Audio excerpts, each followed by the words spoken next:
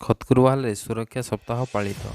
Kutra block ଅନ୍ତର୍ଗତ JSW ଅଧିକୃତ ଚୁନପଥର ଖଣିରେ 60ତମ ବାର୍ଷିକ ସୁରକ୍ଷା ସପ୍ତାହ ପାଳିତ ହୋଇଯାଇଛି।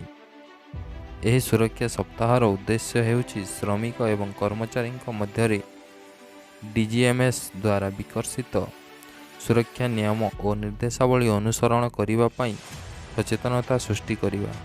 ସୁରକ୍ଷା ସପ୍ତାହର ବିଷୟବସ୍ତୁ ଥିଲା ନିରାପଦ ଖଣି, ନିରାପଦ ମେସିନ୍, ନିରାପଦ କାର୍ଯ୍ୟ।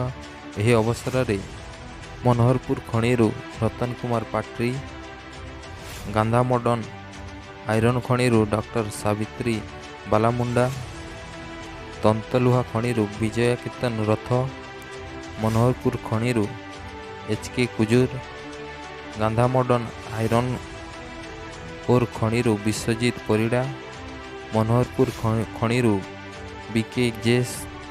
ଜେଏସଡବ୍ଲ୍ୟୁ କାରଖାନା ମୁଖ୍ୟ ଅନିଲ କୁମାର ମିଶ୍ର, ଅପରେସନ ହେଡ୍ ଦେବତା ପଣ୍ଡିତ, ଖଣି ମୁଖ୍ୟ ଗଜେନ୍ଦ୍ର ସାହୁ ପ୍ରମୁଖ ଉପସ୍ଥିତ ଥିବାବେଳେ କାର୍ଯ୍ୟକ୍ରମକୁ ଲିମା ରୋଜ ଲାକଡ଼ା ଏବଂ ଚିତ୍ତରଞ୍ଜନ ମହାପାତ୍ର ପରିଚାଳନା କରିଥିବା ବେଳେ ଖଣି ମୁଖ୍ୟ ଗଜେନ୍ଦ୍ର ସାହୁ ଧନ୍ୟବାଦ ଅର୍ପଣ କରିଥିଲେ।